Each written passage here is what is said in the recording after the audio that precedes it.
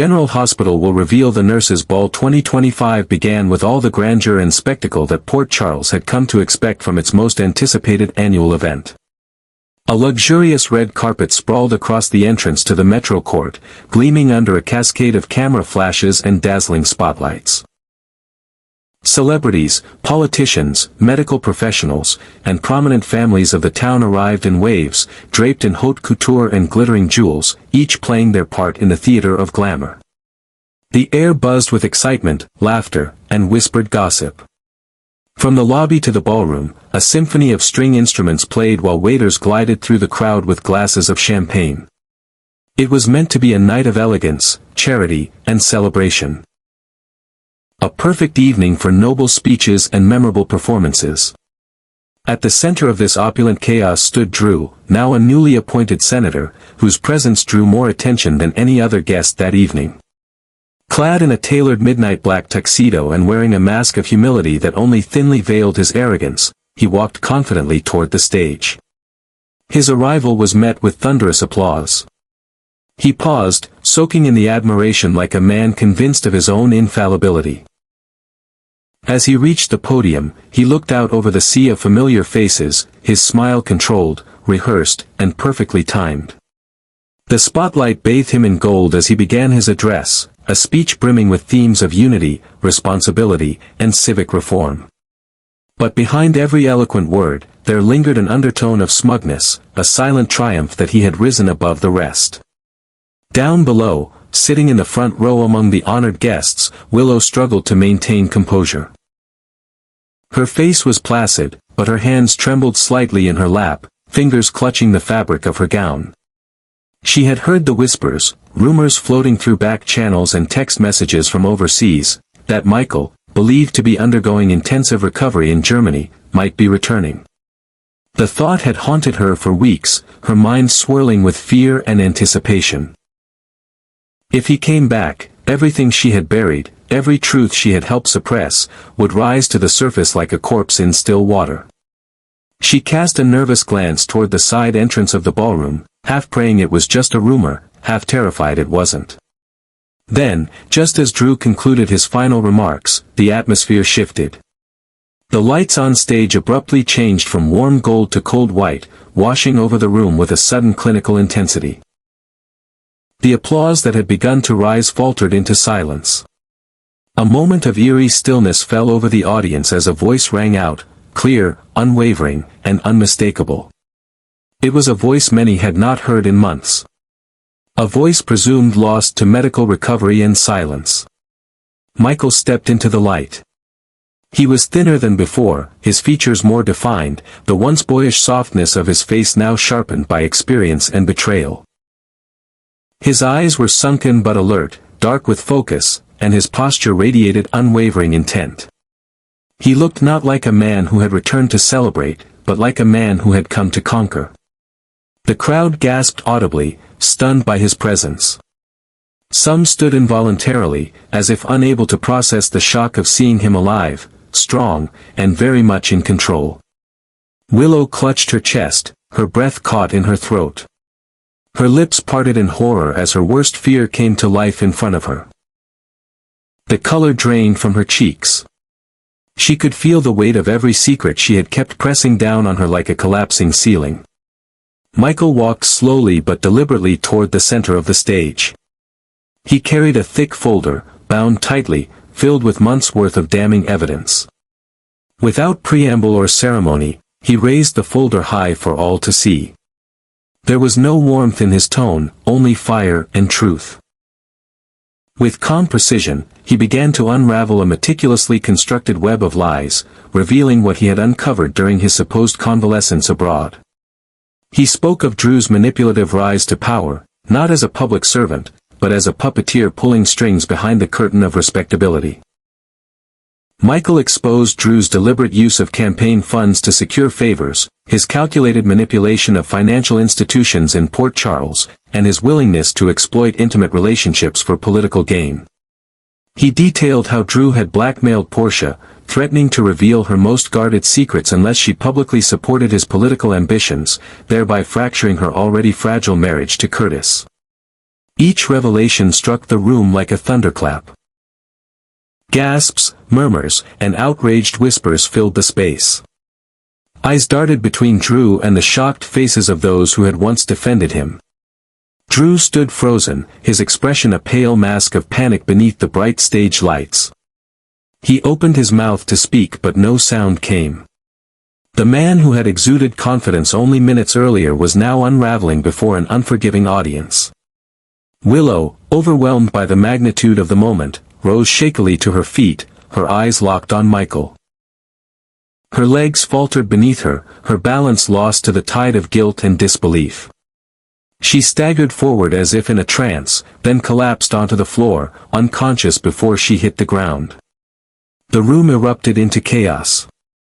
Medical personnel rushed to her side, Finn among them, shouting orders as he checked her pulse and ensured she was breathing. Carly pushed through the crowd, her face stricken with alarm, while Sunny stood silently, arms crossed, seething with a rage that simmered just beneath the surface. But Michael remained unmoved. He stood firm at the center of the stage, the storm of emotion swirling around him, unable to touch the calm fury that had driven him here. He looked down at Drew, who now hung his head, defeated. Michael's message had landed. The truth was no longer buried. It was bleeding out onto the marble floor of the Metro Court ballroom, staining the night in irreversible consequences. And so, what was meant to be a night of charity and cheer became the catalyst for the most explosive reckoning Port Charles had witnessed in years. The 2025 Nurses' Ball would be remembered not for its glitz or glamour, but for the night Michael returned, not as a victim, not as a martyr, but as the harbinger of truth. The illusion was shattered. And nothing, not Willow's collapse, not Drew's disgrace, not even the frantic attempts of those in power to contain the fallout, could undo the chain reaction that had just begun. No one in the grand ballroom of the Metro Court could utter a word. The air, once charged with glittering anticipation, had grown still and suffocating. Eyes that only moments ago sparkled with excitement now darted nervously between Drew, frozen in place, his complexion drained of all color. And Willow, whose entire body was trembling under the weight of what had just been revealed. The shock of seeing Michael alive and standing, sharper and more resolute than anyone had dared imagine, was already too much to bear. But what shattered Willow's composure entirely was not just his return, it was everything he knew. She had spent weeks convincing herself that she could control the fallout, that with Michael tucked away in a far-off clinic, sedated and monitored, the truth would never claw its way back to the surface. But now, under the cruel glare of stage lights and the scrutiny of hundreds of stunned witnesses, every lie she had clung to was crumbling in full view. She could feel it, the collapse of the delicate fortress she and Drew had constructed out of secrets and strategic silence. Every glance, every gasp from the crowd, was a nail in the coffin of that illusion.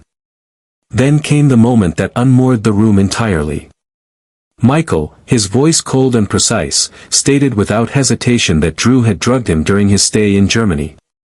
The crowd erupted, not in cheers, but in a cacophony of stunned exclamations, disbelieving cries, and an onslaught of murmurs that moved through the audience like a tide of panic. Some stood in disbelief, others shook their heads, and a few gasped aloud. Drew's face, already pale, turned a shade that bordered on ghostly. His mouth opened, perhaps in an attempt to deny it, but no sound came out. He simply stood there, consumed by the firestorm he could no longer contain. Willow tried to stand. Her fingers gripped the armrest of her chair so tightly her knuckles turned white. But her legs refused to hold her weight. Her skin, already drained of its usual warmth, took on a sickly pallor. A thin sheen of sweat coated her forehead as a cold trickle slid down her temple. Her breath grew shallow and erratic. Then, with a soft, pitiful gasp, she collapsed, crumpling to the floor in a heap of silk and satin. A cry of alarm echoed from nearby as a nurse rushed to her side. The room burst into chaos. Chairs scraped against the marble as guests stood in a panic.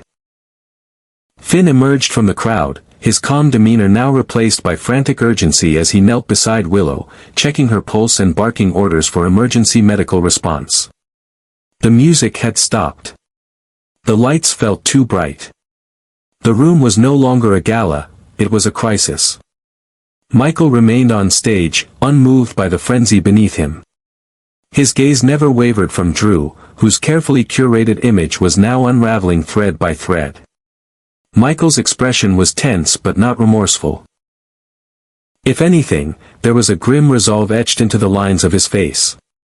He understood the cost of truth. He knew it might destroy the fragile remnants of relationships he once held dear. But in his eyes, allowing the charade to continue would have been a far greater betrayal. Too many people had been hurt. Too many lies had festered in the shadows of Port Charles. And now, with Willow unconscious at his feet, her trust forever shattered and Drew's mask stripped away, there was no turning back. The fault lines beneath Port Charles had been activated, and Michael's return was the quake that had set everything into motion. Backstage, Sonny stood frozen in front of a monitor, his face contorted in a rare and dangerous blend of disbelief and rage. His lips pressed into a tight line as he watched Michael, his son, do what no one else had dared. He had known something wasn't right with Drew for months, but his silence, born of political restraint and misguided trust, had given Drew the room he needed to manipulate and ascend. Now Sonny could feel that failure burning in his chest like acid. Beside him, Carly had her hand over her mouth, her eyes wide and shimmering. She wasn't sure if she was more shocked by Michael's sudden reappearance or by the sheer power of his confrontation. He wasn't the boy she remembered. He was a man transformed, harder, smarter, and unwilling to play by the old rules. She had underestimated the depths of his determination, and now she understood why he had refused to let her visit him in Germany. He had been planning this from the beginning. Nina, standing a few steps away, clenched her fists tightly. Her plan to sever the bond between Willow and Michael was now in ruins. She had counted on time, on distance, on Drew's ability to replace what Michael had left behind. But none of it mattered now. Michael hadn't just returned, he had returned as the embodiment of every truth they had tried to bury. The room was chaos. But amidst the disarray, a new order was emerging. The balance of power in Port Charles was shifting, and no one, not Sonny, not Carly, not Nina, not even Drew, could stop what was coming. This was no longer just about Michael reclaiming his place. It was about justice. About accountability. And about the end of a long, deceitful reign built on silence and manipulation. The nurses' ball, once a glittering night of song and celebration, had become the stage for reckoning. And as the medics wheeled Willow out on a stretcher and Drew stood paralyzed in disgrace, Michael remained the only figure unmoved, rooted, unshaken, and in complete command of a truth too powerful to be silenced. This year's nurses' ball had long been promoted as a night of celebration, elegance, and unity. A time when the citizens of Port Charles would come together not only to raise funds for a noble cause, but to honor the spirit of compassion that binds the hospital and its community. Traditionally, the event had been known for its glamour, with stunning evening gowns sweeping across the ballroom floor, heartfelt speeches echoing through the metro court, and show-stopping musical numbers that brought joy and levity to a town so often gripped by turmoil. But this year, the curtain rose on something far more dangerous. What was meant to be a glittering display of goodwill had instead become a stage for reckoning, where illusions were shattered and truths bled out under the searing spotlight. The transformation was not subtle, it was seismic. As Michael stepped out of the shadows and into the heart of the spectacle, he didn't just disrupt the flow of the evening, he dismantled the very foundation it had been built upon. With every word he spoke, every document he revealed, the facade of respectability that key figures in Port Charles had so carefully curated began to crack. No longer could tuxedos and ball gowns shield them from accountability. No longer could practiced smiles and rehearsed speeches obscure the rot that had long festered behind the scenes. The stage, once reserved for choreography and charm, now pulsed with raw, unfiltered truth. The revelation of Drew's betrayal, the confirmation that he had deliberately drugged Michael in Germany to keep him silent and maintain his grip on power, sent shockwaves through the audience that no musical number could have rivaled. Eyes widened, mouths dropped, and trust disintegrated in real time. In that moment, the nurses' ball ceased to be a social event. It became a battleground where reputations were incinerated and alliances dissolved into ash. Every gasp, every sidelong glance, every whisper that rippled across the ballroom floor added to the atmosphere of moral combustion. The air itself felt charged with judgment and awakening. And yet, for Michael, this was not merely about vengeance. His return was not the act of a scorned lover or a bitter exile seeking retribution. No, it was something far more calculated and righteous. He had endured betrayal, manipulation, and erasure. He had been silenced, hidden away under the guise of recovery, while those who claimed to care for him distorted his absence into a tool of political leverage. But he had not returned broken, he had returned forged. Hardened. Ready to confront not just one man, but an entire system that had thrived on secrecy and selective morality. Michael's presence was more than a scandal, it was a force of nature. Like a flame introduced to dry timber, he didn't merely challenge the established order. He set it ablaze. And as the fire spread, it exposed not just Drew's crimes but the complicity of others, those who knew and remained silent, those who benefited and looked the other way, those who chose comfort over conscience.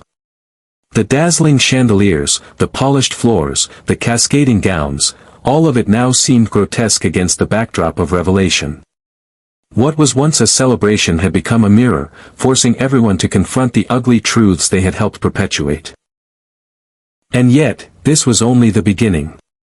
Michael's return signaled the start of something far greater than the fall of one man. It was the ignition point for a purge, one that promised to uproot the lies, the secrets, and the moral cowardice that had taken root in the heart of Port Charles. The carefully constructed narratives, the public personas so meticulously maintained, were no longer sufficient to shield the guilty. He had come back not just to reclaim what was his, but to cleanse the rot that had corroded the community he once loved.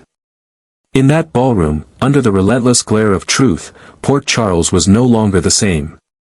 The false comfort of tradition had been torn away. What stood in its place was a raw, unfiltered confrontation with justice. And while some recoiled from the fire, others began to awaken, to see with fresh eyes what they had ignored for far too long. This was not a night of laughter or applause. It was not a night of song or dance. It was a night of reckoning. A crucible through which the soul of a town was forced to pass.